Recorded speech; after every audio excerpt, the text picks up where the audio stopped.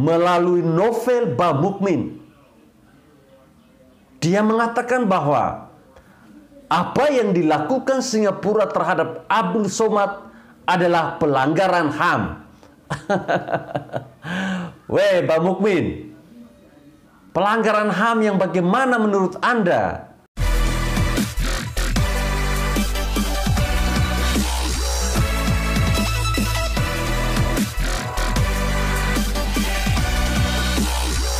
Singapura yang menjadi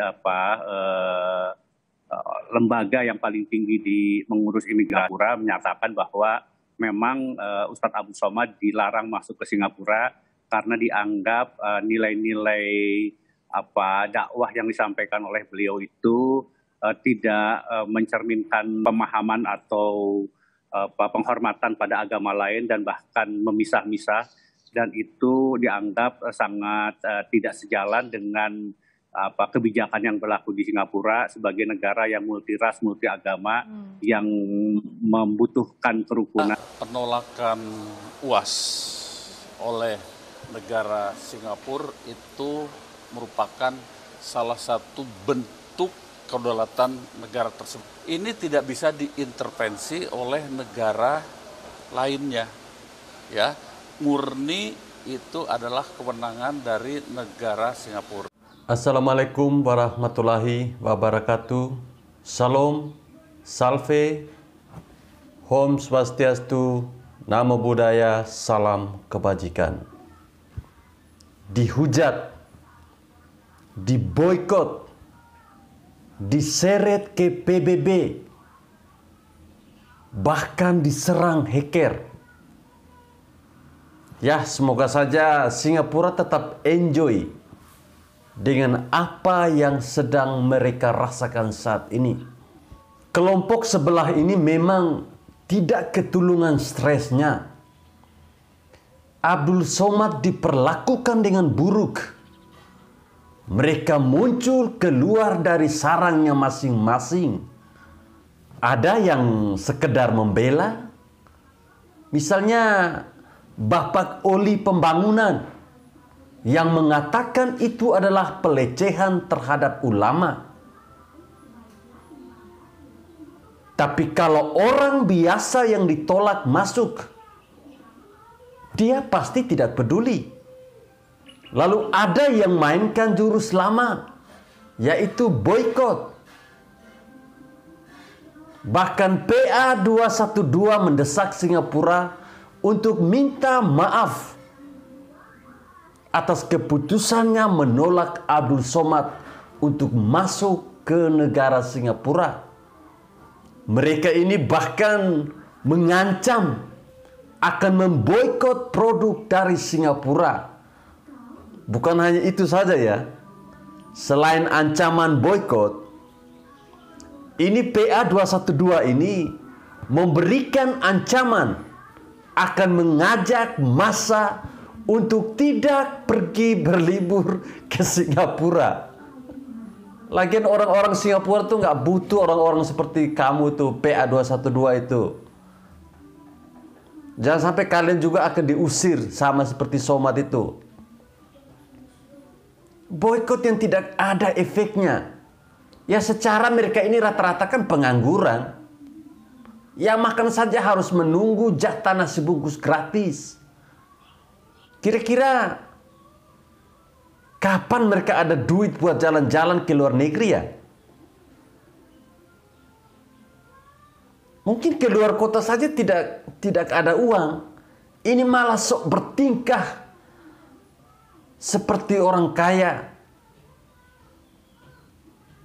Saya terkadang lucu kalau mendengar sindiran sebagian orang yang menyebut bahwa Singapura ini mudah dikalahkan. Bahkan mereka bilang cukup dikencingi maka Singapura itu akan tenggelam karena kencingnya mereka itu tuh. Masa air kencing bisa menenggelamkan Singapura ini, waduh. Pede sekali ya mereka ini nih.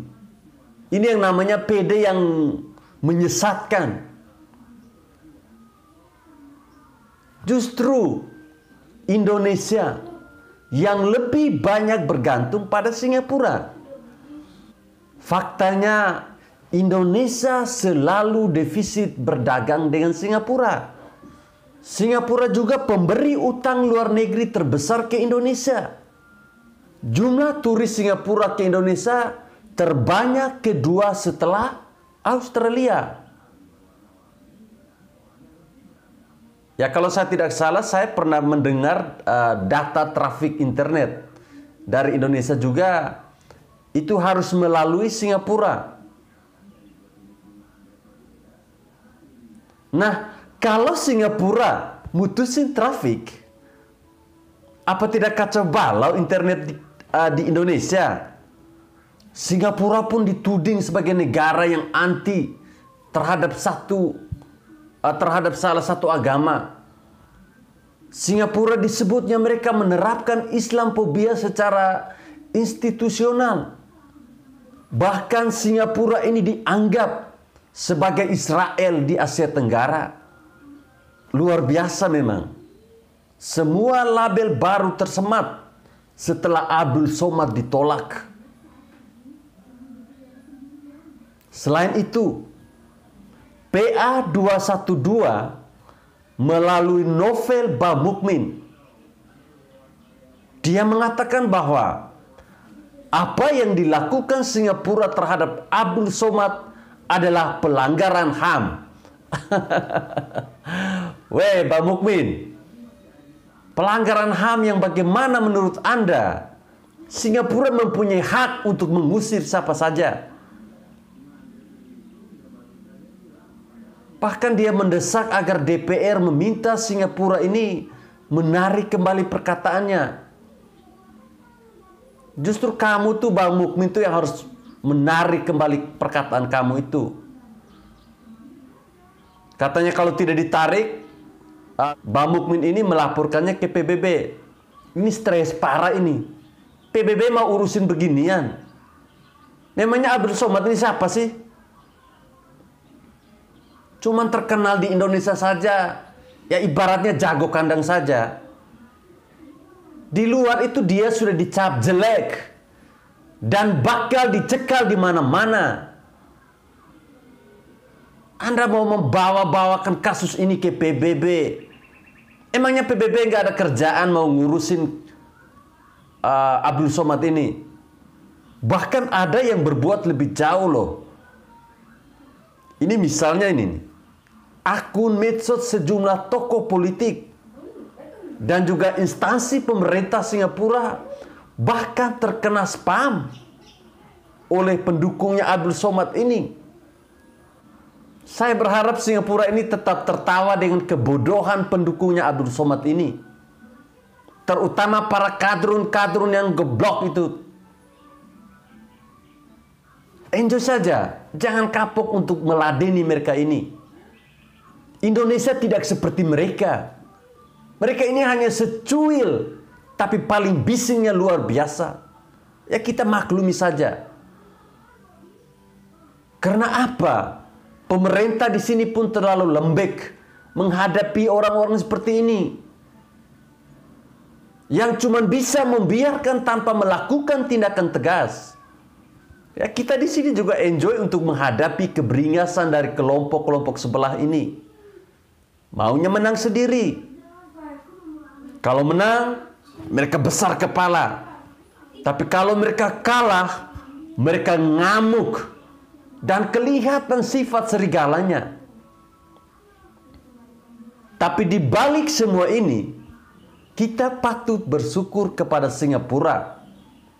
Yang berani tegas dan mencap Abdul Somad sebagai tokoh yang harus diwaspadai sehingga seluruh dunia jadi tahu. Ya meskipun memang agak memalukan bagi kita Indonesia. Tapi apa yang dilakukan Singapura ini sangat mewakili curahan perasaan kita terhadap kelompok yang terlalu lama dibiarkan oleh pemerintah Indonesia. Penceramah-penceramah agama yang melenceng sudah dari dulu bebas melenggang di negara ini. bebas berbicara apapun, dan tidak perlu takut ditangkap. Karena apa? Karena pendukungnya akan bela mati-matian atas nama agama. Pertanyaan saya adalah, mau sampai kapan pemerintah harus begini terus? Sampai kapan?